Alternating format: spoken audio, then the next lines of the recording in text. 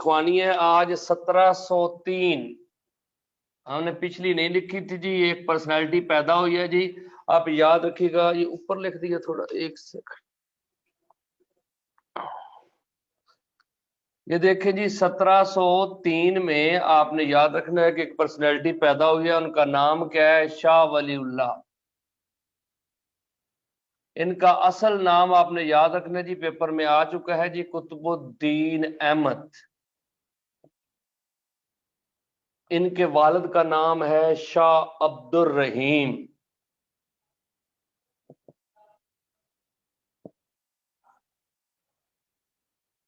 अब्दुल रहीम जो है ना देलवी, ठीक है जी। ये दिल्ली में पैदा हुए थे, तो इस वजह से आप ये देखिए कि कुतुबुद्दीन अहमद भी, शाह वलीउल्लाह भी आपको पता है दिल्ली में पैदा हुए हैं जी। और शाह अब्दुल रहीम देलवी, मुहद्दिस देलवी बोला जाता है जी। 1703 में शाह वलीउल्लाह पैदा हुए। आपको पता है शाह वलीउल्लाह जो है ना, इन्होंने जो बेसिक तालीम है जी, आप याद रखें कि उसके बाद इन्होंने मुगल एम्पायर के लिए काफी काम किया जी।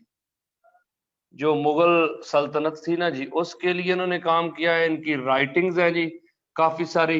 आपको पता है कि मुगल एम्पायर जब जवाल का शिकार थी, तो इन्होंने काफी काम किया। उसका एक जो रिजल्ट आता है वो 1761 है, बैटल ऑफ पानीपत। पानीपत की जो लड़ाई है ना जी, वो शाह वलीउल्लाह की वजह से हुई थी। आपको पता है कि इन्होंने खत लिखा था अहमद शाह अब्दाली को। अहमद शाह अब्दाली, आप याद रखिएगा कि अहमद शाह अब्दाली जो है, उसे अहमद शाह दुरानी भी बोला जाता है। उसको खत लिखा गया था कि you are the most powerful ruler of the Muslim world, it is your duty to make for India and crush the power of Marathas. तो अब याद रखिएगा कि मराठे जो थे ना, ये बड़ी पावर में आ रहे थे। इनका रूल भी आपको बताएंगे क्योंकि मराठों का। तो अब याद रखिएगा कि मराठा दौर जो है ना, ये बड़ा जो है कि पावरफुल हुआ है यहाँ पे। बेसिकली आप देखें तो मराठा जो पीरियड है ना जी, ये 1674 से 1818 तक रहा है जी। ये महाराष्ट्र इंडिया के अंदर ये था जी। इस वजह से इनको 1761 की लड़ाई में किसने आके शिकस्त दी थी जी? वो अहमद शाह अब्दाली है जी। और अहमद शाह अब्दाली को हम डिस्कस करेंगे जी। पहले आप ये देखें कि शाह वलीउल्लाह जो है, उनको हम डिस्कस कर रहे हैं। तो शाह वलीउल्लाह का नाम आपको पता होना चाहिए। 1703 में ये पैदा हुए थे, 1763 के अंदर इनकी डेथ है जी। ये मैं भी मेरे भाई आपको डिस्कस करता हूँ। ये मराठे जो है ना, इनकी पूरी एम्पायर थी। इनको अलहदा से डिस्कस करते हैं जब हम जाएंगे ना जी मैसूर, बैटल ऑफ मैसूर पे, उस वक्त इनको डिस्कस करते हैं। आप याद रखिए कि 1674 से लेके इन्हें बेसिकली मराठा बोलते हैं ना जी, मराठा। महाराष्ट्र इंडिया जो है ना जी, बेसिकली बंबई वाला जो एरिया है, वहां पे ये थे ना जी। तो आप याद रखिएगा कि जो फाउंडर है ना जी इनका, शिवाजी राव है। आपको पता है कि मराठों का फाउंडर जो है। आवाज ठीक नहीं आ रही जी।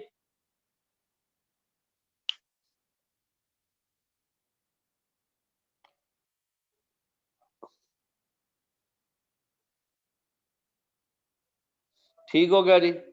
मुगलों को तो हमने डिस्कस किया था ना जी, मैंने आपको बहादुर शाह जफर तक ले गया था।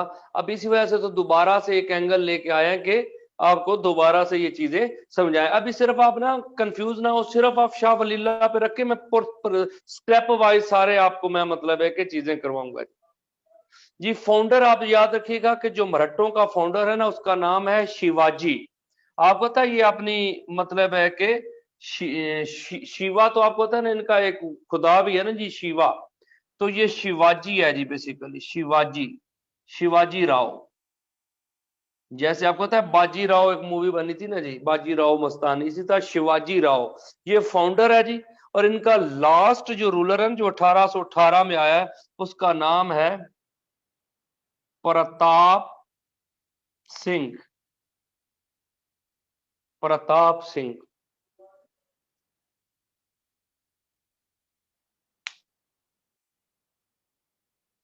जी। शुरू में मेरे भाई आप ये देखिएगा कि हमने सिर्फ अभी डिस्कस किया है। एक लफ्ज है 1703 में शाह वलीउल्लाह पैदा हुए थे, 1763 में उनकी डेथ है। उनका असल नाम कुतुबुद्दीन अहमद है जी। वो शाह अब्दुल रहीम मुहद्दिस देलवी के बेटे हैं जी। उनकी एक उनकी खिदमत जो थी वो ये थी कि उन्होंने अहमद शाह अब्दाली, आपको पता है कि इसे अहमद शाह दुरानी भी बोला जाता है जी, ठीक है ना जी। तो आप याद रखिएगा कि अहमद शाह अब्दाली जो है ये बेसिकली 1722 में पैदा हुआ था, 1722, और 1772 तक ये जाता है जी। इसका टेन्योर जो है वो आप देखें तो 1747 में ये रूलर बना है और 1772 तक ये रूल करता है। आपको पता है ये अहमद शाह दुरानी भी इसे बोलते हैं। इसका मतलब है कि दूसरा नाम जो है वो दुरानी है जी, दुरानी। अहमद शाह अब्दाली या अहमद शाह दुरानी बोलते हैं जी। आपको पता है पानीपत की इसके ऊपर मूवी भी बनी है, 1747 से 1772 तक इसका रूल है जी। इसने बैटल ऑफ पानीपत लड़ी थी, याद रखिएगा। और ये दफन कहाँ पे है जी? इसका मजार है कंधार में। अहमद शाह अब्दाली जो है अगर आ जाए इसका मजार कहाँ पे है तो कंधार जो है ना सूबा, वहां पे अहमद शाह अब्दाली है जी। समझ आ गई जी। ये जो लड़ाई लड़ता है 1761 में वो 14 जनवरी है जी, 14 जनवरी। अब आपको सिर्फ एक सर्वस बताइए शाह वलीउल्लाह की कि उनके कहने पे उन्होंने कहा था अहमद शाह अब्दाली को, you are the most powerful ruler of the Muslim world, it is your duty to make for India and crush the power of Marathas. Total आप देखें कि सारा इसको रिपीट कर देते हैं जी, फिर आपको सही समझ आएगा। मैंने सिर्फ एक लफ्ज लिखा है शाह वलीउल्लाह की डेट ऑफ बर्थ और उनकी डेट ऑफ डेथ। फिर आप देखिए उनका असल नाम कुतुबुद्दीन अहमद और उनके वालिद का नाम शाह अब्दुल रहीम देलवी है जी। अब उनकी जो पॉलिटिकल सर्सेस है उनमें एक तो उन्होंने मुगल अंपायर के जो रूलर थे उनको बेहतर करने की कोशिश की कि ठीक है ये लोग जो है वो ठीक हो जाए और इनको मतलब एक इक़्तिदार जो है लोगों पे टैक्सेस लगा रहे हैं उसको कम किया जाए। दूसरा, उन्होंने अहमद शाह अब्दाली को रिक्वेस्ट की थी कि वो इंडिया आए और मराठे जो तेजी के साथ पावर में आ रहे थे और बढ़ते जा रहे थे इलाका सारा, अगर अहमद शाह अब्दाली ना आता तो हो सकता है कि कुछ और सिचुएशन होती। लेकिन क्या हुआ जी, अहमद शाह अब्दाली ने आके, आपको पता है कि इसने हुकूमत को खत्म कर दिया, इनकी मराठों की पावर को क्रश कर दिया। और उस वक्त जो लड़ा था ना जी अहमद शाह अब्दाली के मुकाबले में, उस बंदे का नाम है सदा शिव राव, जो इसके खिलाफ लड़ा था जी, सदा शिव राव। उसको भाऊ बोलते थे, भाऊ। ये आप याद रखिएगा, ये अहमद शाह अब्दाली के मुकाबले में इनका कमांडर ये था जी। और ये यंग एज में था जी। आपको पता है 1730 में ये पैदा हुआ था और 1761 में जंग में ये मारा गया जी। सदाशिव राव भाऊ, ठीक है जी, ये मराठों का लीडर था जी। ये मारा गया और अहमद शाह अब्दाली जंग जीत गया। और इस तरह इंडिया की जो सिचुएशन है, भाऊ उनकी मराठी लैंग्वेज में बोलते हैं भाऊ। ये अब देखना पड़ेगा कि इसका एग्जैक्ट मतलब क्या है। तो ये याद रखिएगा कि ये सिचुएशन थी। एक मैंने सर्विस लिखी है जो हजरत शाह वलीउल्लाह ने पॉलिटिकल सर्विसेज में दिया। अब हजरत शाह वलीउल्लाह की आपने याद रखना है कि हमने कुछ रिलीजियस सर्विसेज है जी, और आपका सिलसिला भी आपने याद रखना है कि कौन सा है जी, आपका नक्शबंदी सिलसिला है। आपको पता है जिस तरह कादरिया सोहरवर्दिया है ना जी, इसी तरह हजरत शाह वलीउल्लाह का जो सिलसिला है ये बेसिकली आपने याद रखना है कि ये नक्शबंदी सिलसिला है।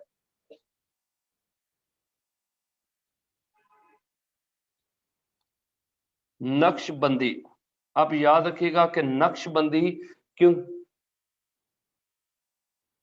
मेरे भाई जो आप जो दोस्त नए आए हैं ना जी, उनको जो ऐड कर वो आप समझ लें कि आप यहाँ से पढ़ रहे हैं, सिर्फ जो पहले वाली हिस्ट्री है ना जी वो आपको कोई इंशाल्लाह 2-4 दिनों में आपका ग्रुप ही अलग कर देना है और वहां पे आपको करवाई जाएगी।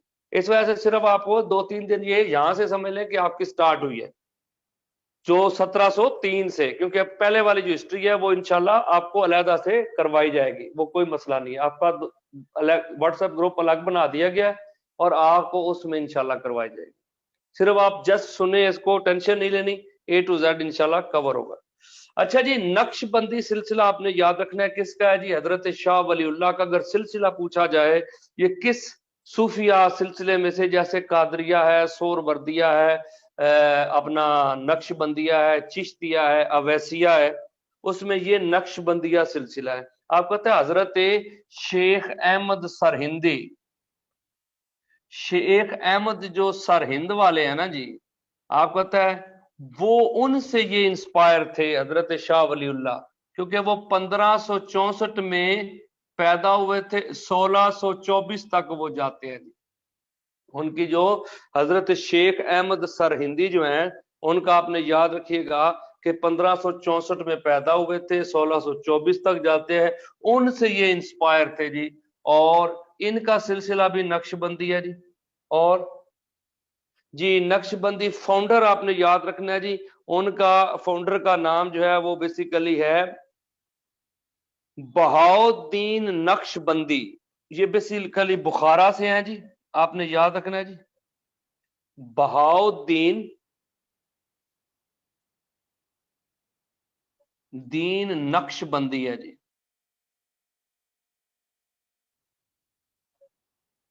ये बुखारा, आपको पता है सेंट्रल एशिया से इनका तल्लक है जी।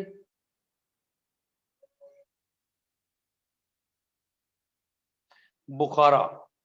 और आपको पता होना चाहिए कि ये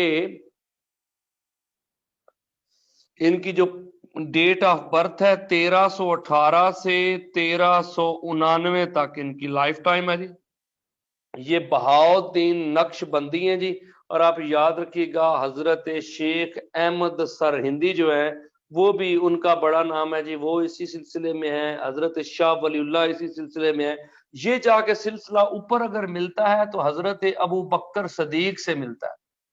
आपने याद रखना है कि ये जो सिलसिला है ना जी, बाकी सारे सिलसिले जो है वो हजरत अली को जाके कनेक्ट होते हैं जी, लेकिन नक्शबंदी सिलसिला जो है ये हजरत अबू बकर सदीक, फिर हजरत अबू बकर सदीक से मोहम्मद सल्लल्लाहु अलैहि वसल्लम के साथ कनेक्ट होता है। तो ये आप याद रखिएगा कि ये बहाउद्दीन नक्शबंदी जो है वो इस सिलसिले के फाउंडर हैं जी। और बेसिकली जो है कि उन्होंने जहां जहां से फैज लिया उसी तरह आगे आगे एक लिस्ट बनती जाती है, और जो है कि वो पर्सनैलिटीज जो है लास्ट में हजरत अबू बकर सदीक और फिर इनसे आगे मोहम्मद अरबी सल्लल्लाहु अलैहि वसल्लम। यानी आप देखें ना, जो कादरिया सिलसिला है तो हजरत अब्दुल कादर जिलानी से स्टार्ट हो रहा है, लेकिन आप ये देखिएगा कि हजरत अब्दुल कादर जिलानी जो हैं उन्होंने आगे मतलब है कि जिनसे सीखा, और उन्होंने जैसे वो चलता चलता फिर हजरत अली, और हजरत अली से आगे हजरत मोहम्मद अरबी सल्लल्लाहु अलैहि वसल्लम। तो इस तरह ये सिचुएशन आपने याद रखनी है जी। अच्छा जी, आपने याद रखना है कि हजरत शाह वलीउल्लाह से जो लोग इंस्पायर हुए थे, आप ये देखिएगा कि हजरत शाह वलीउल्लाह से जो लोग जो हैं वो इंस्पायर हुए थे उनका,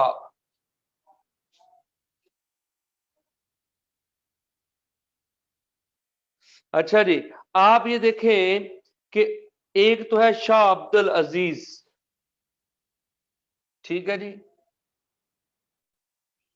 शाह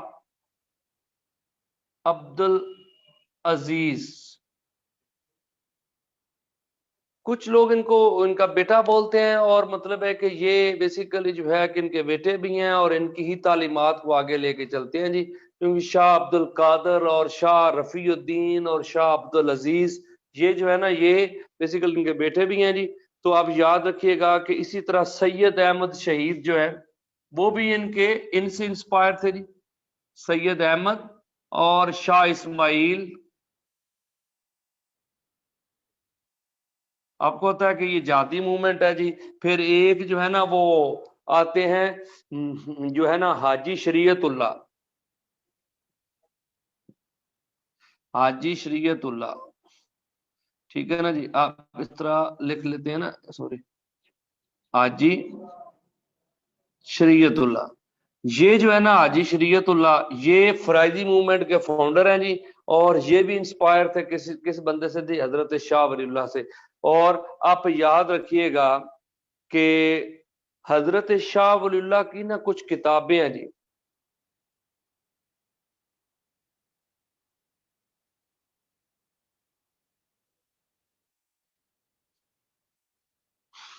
अच्छा जी, अब आ रही है जी, आवाज आ रही है जी, पिक्चर मतलब नेट का इशू तो नहीं है जी? मेरे भाई कुछ दोस्तों का ना अपना भी इशू हो सकता है ना जी, वो हमारे पे डाल देते हैं कुछ। आप देखें ना कि कोशिश किया करें कि आपका अपना नेट भी आपने देखना है। ठीक हो गया जी। चलें जी, अब ये देखिएगा, मैं दोबारा रिपीट कर देता हूं कि शाह अब्दुल अजीज है, सैयद इस्माइल शहीद हैं, शाह इस्माइल शहीद हैं, हाजी शरीयतुल्लाह है। ये वो पर्सनैलिटी हैं जिन्होंने आगे जाके काम किया। आपको पता है जहादी मूवमेंट हुई है, वो हम आगे डिस्कस करेंगे। 1831 में आपको पता है बालाकोट के मकाम पे शहादत हुई थी। सैयद इस्माइल शहीद हैं और सैयद अहमद शहीद हैं। इसी तरह हाजी शरीयतुल्लाह की ना फराइजी मूवमेंट, वो इंशाल्लाह आगे आएगी। लेकिन हजरत शाह वलीउल्लाह से ये लोग इंस्पायर थे। अब इनकी बुक्स अगर आप देखें तो एक तो है कि, अच्छा ये देखिएगा कि कुरान जो है ना, कुरान कुरान को वैसे तो मेरे भाई सबसे पहले जो पर्शियन लैंग्वेज में ट्रांसलेट किया था, एक जो मतलब है कि सूरत को, उसका तो नाम है आपको पता है सूरत फातिहा। ठीक है ना, इसको हजरत सुलेमान फारसी ने ट्रांसलेट किया था। सूरत फातिहा का पहला तर्जमा हुआ है। लेकिन आपको पता है पूरे कुरान को हजरत शाह वलीउल्लाह ने किया है जी। पहला पर्शियन में तर्जमा हजरत शाह वलीउल्लाह ने किया है जी कुरान का। और आपको पता है तर्जमे का स्टार्ट हुआ तो इंडिया में बहुत ज्यादा मतलब है कि चेंज आई है। अब एक कॉमन मैन भी मेरे भाई समझ सकता है कि कुरान क्या कहता है जी। पहले तो हमें नहीं पता था जी। फिर आपने याद रखना है, इनकी किताब है जी अल्फौजुल कबीर।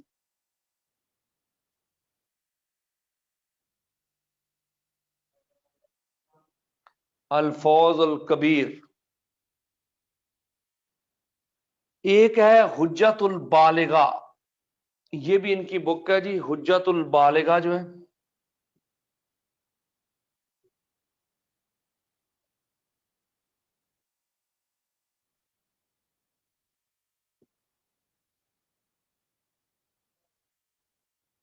हुज्जतुल बालिगा, ये भी बुक आपने याद रखना है कि हजरत शाह वलीउल्लाह की है। एक इज्जतुल खुलफा के नाम से भी बुक है जी, कि खुलफा जो पहले खलीफा है उनकी इज्जत की जाए जी। तो ये सारे काम आपने याद रखना है कि किसके हैं जी, हजरत शाह वलीउल्लाह के।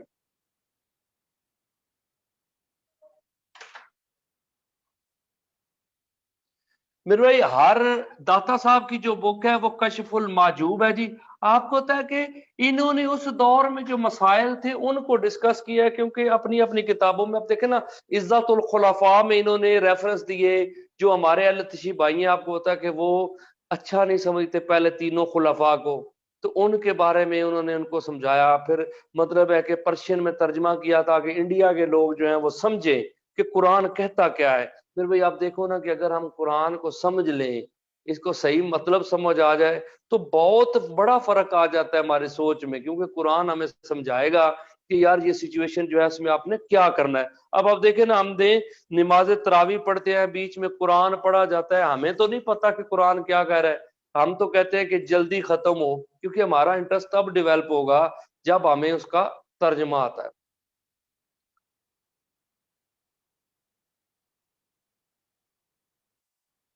तो उसके बाद आप देखिएगा कि ये तो थी बुक्स। अब आपने याद रखना है कि अगला स्टेप इनके दौर में एक अटैक हुआ था, वो हमने पहले भी आपके साथ डिस्कस किया, 1739 नादर शाह का अटैक है। नादर शाह, आपको पता है नादर शाह जो है ईरान का बादशाह है जी। इसको नादर शाह अफशार भी बोला जाता है। इसका पूरा नाम जो है वो नादर शाह अफशार है जी। आपको पता है ये नादर शाह जो है ना जी, ये बंदा जो है, ये आप जेहन में रखिएगा कि 1688 में ये मतलब है पैदा हुआ था, और 1747 में इसकी डेथ है।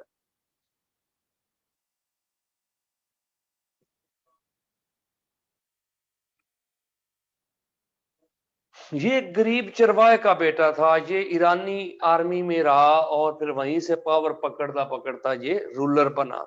ये आपने याद रखना है कि ये 1736 में रूलर बना है जी।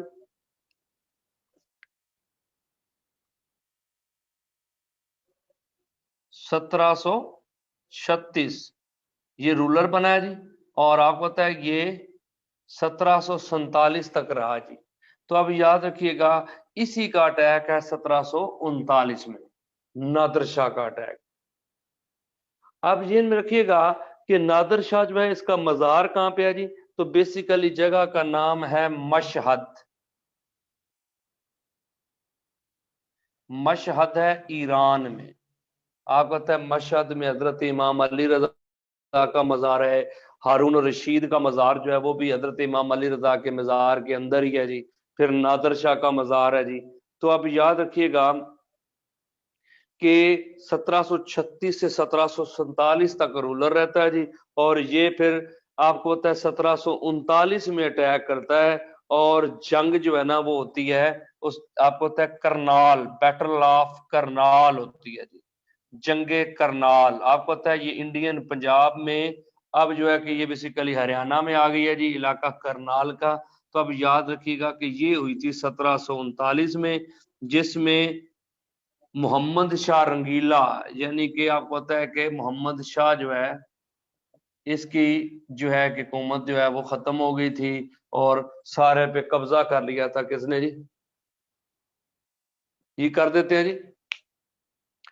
अच्छा जी, आप ये देखें कि आपने याद रखना है कि हम बात कर रहे थे 1739 की, नादिर शाह का अटैक है, तो हमें पता होना चाहिए नादिर शाह था कहां से। तो वो ईरान से था। इसका पैदा हुआ था 1688 में और 1747 में इसकी मौत हो गई। ये रूलर बना था 1736 में और इसका अटैक जो है ना वो 1739 में है। जंगे करनाल में इसने मोहम्मद शाह को शिकस्त दी थी और पूरा इंडिया इसके अंडर आ गया था। लेकिन आपने याद रखना है कि नादिर शाह जो है ना, ये यहाँ पे रूल नहीं करता, ये बेसिकली सारा कुछ लूट के, तकरीबन इसने 3 दिन लूटा था दिल्ली को, काफी सारे लोग इसने कत्ल कर दिए थे। जी जी, मुगल एम्परर था ना मोहम्मद शाह। तो आपको पता है कि मोहम्मद शाह रंगीला इसको बोलते थे। मैंने आपको पढ़ाया था कि ये थोड़ा रंगीन मिजाज था। ये इतना मतलब स्टेट, हालांकि काफी लंबा टेन्योर इसका मतलब एज ए रूलर है, लेकिन ये मतलब है कि काफी सिचुएशन इसको ना इसने संभाली नहीं है, ऐसे अपनी याशियों में पड़ा रहा। और वक्त के साथ साथ आपको पता है कि यहाँ पे काफी सिचुएशन इस तरह की रही है कि जो है ना मतलब है ये, इसके जो वज़रा वगैरह थे वो भी इसको काम कुछ तो इसने कोशिश की थी, जो सैयद कंट्रोल था ना, सैयद वज़रा को इसने खत्म किया था, कत्ल करवा दिए थे। लेकिन उसके बावजूद भी ये इतना एक्टिव नहीं था। तो अब याद रखिएगा कि 1739 में जब नादिर शाह वापस जाता है, तो कुछ अरसा जो है ना मोहम्मद शाह रंगीला जो है ये एक्टिव रहा, लेकिन फिर अय्याशी में पड़ गया। तो आप याद रखिएगा कि नादिर शाह ने पीकॉक थ्रोन और सोना हीरे जवाहरात बहुत ज्यादा लेके यहाँ से वापस चला गया था और वापस हुकूमत मोहम्मद शाह को ही दे दी गई। तो ये आप याद रखिएगा कि ये 1739 का अटैक है जी। अब आप चलते हैं जी आगे। 1761 की बैटल तो हमने साथ ही डिस्कस कर ली थी, बैटल ऑफ पानीपत। आपने याद रखना है कि हजरत शाह वलीउल्लाह की मतलब है कि वफात से जी 2 साल पहले है जी। मेरे भाई बेसिकली ये साल नहीं रहा, ये 1739 में ही वापस चला गया था। क्योंकि यहाँ पे कहते हैं कि कोई नूर हीरा जो है ना कि वो था मोहम्मद शाह रंगीला की टोपी में। तो इसने कहा था कि तू जो भी कर ले, लेकिन जो चीज बादशाह की टोपी के अंदर है अगर वो तुझे नहीं मिलती ना, तो कोई फायदा नहीं है। तो बेसिकली जो है कि वो, इसने फिर उसके साथ एक एग्रीमेंट किया और टोपी एक्सचेंज की। तो इस तरह वो कोई नूर हीरा भी इसको मिल गया। और बाद में जाते हुए उसने, हालांकि नादिर शाह ने काफी इसको एडवाइस भी की थी कि अपने वज़रा की पावर को कम करो और स्पेशल जो लायल जो आपके मतलब है ना है वो फौजी, वो अपने साथ रखो, उनको प्रॉपर पे करो। तो इस तरह की ना चीजें की, लेकिन इसने अपने ऊपर वो इम्प्लीमेंट ही नहीं की वो चीजें ना। तो इसी तरह चलता है, क्योंकि ये मोहम्मद शाह रंगीला फिर कैसे बनता जी। अच्छा जी, आप याद रखिए 1761 के बाद एक बैटल होती है जी, बल्कि उससे पहले होती है 1757। आपको पता है कि इसको हम बोलते हैं बैटल ऑफ पलासी।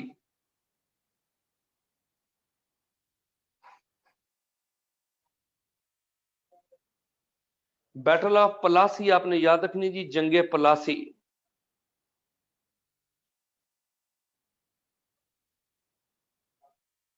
आपको पता है सिराजुद्दौला वर्सेस लॉर्ड क्लाइव है जी। आपको पता है कि एक ब्लैक होल के नाम से इवेंट हुआ था जी, ब्लैक होल, दी ब्लैक होल। आपको पता है कि ये एक इवेंट हुआ था जी।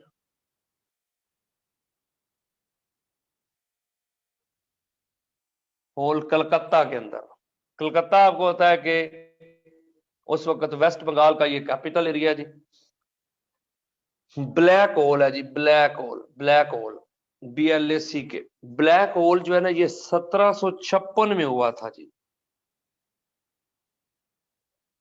कहते हैं कि 20 जून 1756 में सिराजुद्दौला की हुकूमत के अंदर कुछ जो है ना ईस्ट इंडिया कंपनी के लोग थे। क्या कुछ लोग तो कहते हैं कोई 60 लोग थे, कुछ कहते हैं कि कोई 143 थे जी। इनको एक छोटे से कमरे में बंद कर दिया गया, और सफोकेशन की वजह से, गर्मी की वजह से इतने ज्यादा लोग थे, उनमें से तकरीबन कोई 20 से 25 बचे थे, बाकी की डेथ हो गई थी। इस वजह से अंग्रेज सरकार जो है ना वो इसके खिलाफ हो गई जी, सिराजुद्दौला के। और फिर आपको होता है कि इसके खिलाफ जंग हुई है जी, बैटल ऑफ पलासी 1757।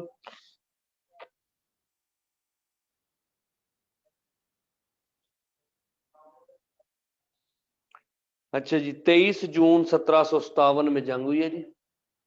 अभी बताता हूं मेरे भाई, अभी कौन सी अभी जंग होने वाली है जी। 23 जून आपने याद रखना है जी, 1757।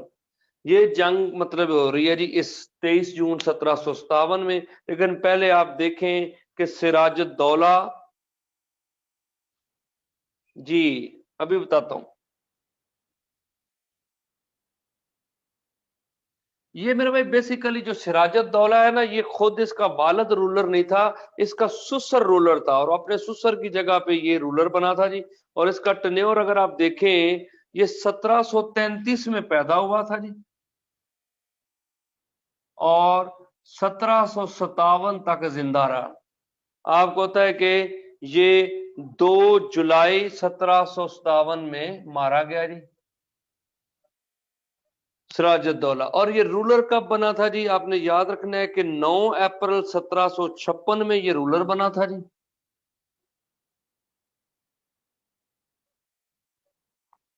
और ये आगे देखें तो 23 जून 1757 तक रूलर रहा ये सिराजुद्दौला। अच्छा जी, आप ये देखिएगा कि इसके मुकाबले में जो आया था उसका नाम है लॉर्ड क्लाइव। वो आप याद रखिएगा कि लॉर्ड क्लाइव जो है ना जी, वो 1725 में पैदा हुआ था, और 1774 तक जाता है जी। 1774 में उसकी डेथ है लॉर्ड क्लाइव की। आपको पता है ये लॉर्ड क्लाइव जो है, ये आगाज करता है जंगों का ना जी। तो अब याद रखिएगा, सिराजुद्दौला, सिराजुद्दौला बैटल ऑफ पलासी। आपको पता है इसमें बेसिकली गद्दारी की थी मीर जाफर ने। मीर जाफर जो था इसका मेन कमांडर था सिराजुद्दौला का। आप याद रखिएगा कि मीर जाफर बिक गया था जी, और उसने मतलब है कि अगर मीर जाफर का अगर आप देखें तो ये 1691 में पैदा हुआ था जी, और 1765 तक ये जाता है जी, 1691 से 1765। और आपको पता है कि ये वायद गद्दार है जिसको इक़्तिदार मिल गया था जी 1757 से 1766 60 तक ये एक टेन्योर है इसका, और आपको पता है 1764 से 1765 तक दूसरा टेन्योर है।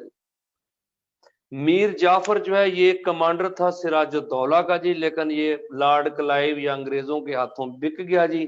इसने एक तो अपनी आर्मी को कम किया जी, दूसरा इसने सारे सीक्रेट जो थे वो किसको दे दिए जी, इसने गोरों को दे दिए। इस तरह सिराजुद्दौला जंग हार गया था बैटल ऑफ प्लासी में और शहीद हो गया जी। और मीर जाफर जो है ना ये बन गया था बंगाल का नया रूलर। आपको पता है 1757 से 1760 तक रूलर रहा है कौन जी, मीर जाफर। लेकिन आपको पता है गोरों का ना खुद इकतदार लेने को दिल नहीं था। गोरे कहते थे कि कोई इकतदार ले ले, लेकिन हमें जिस डेट को हमारा और उसका तय हो जाए ना जी, तो वो हमें टैक्स पे किया करे। आपको पता है मीर जाफर 1760 तक तो टैक्स पे करता रहा। जब इसने इनकार किया तो गोरों ने मीर कासम को ले आए, इसका दामाद था मीर कासम, उसको वो रूलर ले आए। और आपको पता है 1760 से 1763 तक आपने याद रखना है कि मीर कासम रूलर रहा है जी। ठीक है ना जी। 1700 मतलब है कि आप याद रखिएगा कि 1760 20 अक्टूबर से लेके जो 1763 है ना 7 जुलाई तक ये रूलर रहा है। अंग्रेजों ने इसको हटा दिया था, लेकिन ये हटा कब है जी, 1764 में बैटल हुई थी, बैटल ऑफ बक्सर। उस लड़ाई में फिर इसको हटाया गया जी। आपको पता है 23 अक्टूबर 1764 में बैटल हुई है जी, बैटल ऑफ 1764 में 23 जो अपना 23 अक्टूबर है जी, 23 अक्टूबर को ये जंग हुई है। और इसमें आपने याद रखना है कि मीर कासम वो लड़ा था जी। मेरे मसला है कि ये जो मीर जाफर को हटा के इसको बनाया, इसने भी टैक्स देने से इनकार कर दिया और इसने अपने इर्द गिर्द बाकी लोगों को इकट्ठा करना शुरू कर दिया। तो गोरों ने फिर इसको हटाने का फैसला किया जी। आप याद रखिएगा कि मीर कासम जो है ना वो मीर कासम आपने याद रखना है कि ये सुसर है, अपना दामाद है किसका जी, मीर जाफर का। आपने याद रखना है ये मीर जाफर का दामाद है। और मतलब है कि ये अपने सुसर के खिलाफ जी गोरों के दरमियान ब्रिटिश के दरमियान बैटल ऑफ बक्सर हुई है। यानी मीर कासम आप समझ रहे हैं ना, मीर जाफर को हुकूमत दी थी गोरों ने, उन्होंने कहा कि तू कर और वक्त पे हमें टैक्स दिया कर। मीर जाफर देता रहा, लेकिन उसे लगा कि ये नहीं मैं दे सकता। इस तरह आप देखो ना IMF और वर्ल्ड बैंक जो है हमें कर्जा देते हैं और फिर सूद मांगते हैं। इस तरह गोरे भी जो थे ना वो कहते थे कि हुकूमत तुम करो लेकिन वक्त पे हमें टैक्स पहुंच जाना चाहिए। तो ये जब मीर जाफर नहीं दे सका, उन्होंने मीर कासम को बना दिया, ये इसका टेन्योर बनता है जी। जी वो ईस्ट इंडिया का नहीं था, पहले वो गवर्नर था, वो फोर्ट विलियम जो एरिया इनको दिया गया था ना वेस्ट बंगाल में, उस एरिया का गवर्नर आता था। आपको पता है 1774 में पहला गवर्नर आया वेरन हेस्टिंग, क्योंकि लॉर्ड क्लाइव जो है ना इनका गवर्नर जनरल नहीं रहा ये पहले, क्योंकि उस तरह सिस्टम था ही नहीं ना जी। अच्छा जी, अब ये देखिएगा कि 1764 में बैटल होती है, बैटल ऑफ बक्सर 23 अक्टूबर को। और ये जंग हुई है किसके साथ जी, हेक्टर मनरो के साथ। आप याद रखिएगा कि उस वक्त इनका जो मीर कासम के साथ जो लड़ा था उस बंदे का नाम क्या है जी, हेक्टर मनरो। ये उस वक्त जर्नल था जी। हेक्टर मनरो आपने याद रखिएगा कि ये 1726 में पैदा हुआ था और 1805 में इसकी डेथ हुई है, हेक्टर मनरो की।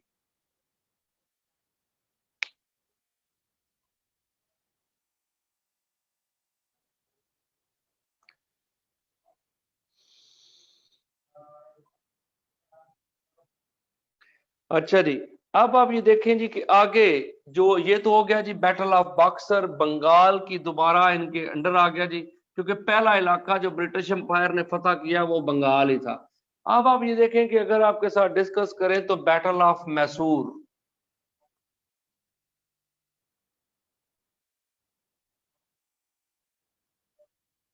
मैसूर की लड़ाइयां, आपको पता है कि पहले हैदर अली लड़ता रहा है जी, टीपू का वालिद है हैदर अली।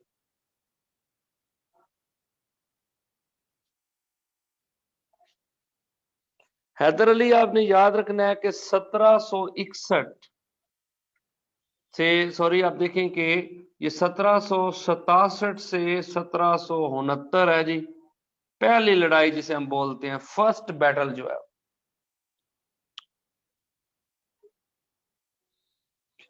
हैदर अली जो है, इसकी पैदाइश आपने याद रखनी है कि हैदर अली 1720 में पैदा हुआ था, 1782 में इसकी डेथ हुई है, लेकिन 1761 से 1782 तक इसकी हुकूमत है जी।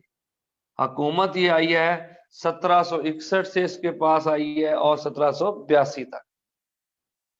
अब आप ये देखें कि हैदर अली जो है, इसकी मतलब है कि अगर मां वालद का,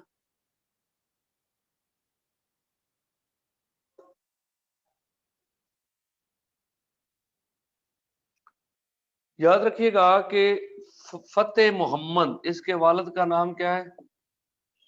फतेह मोहम्मद।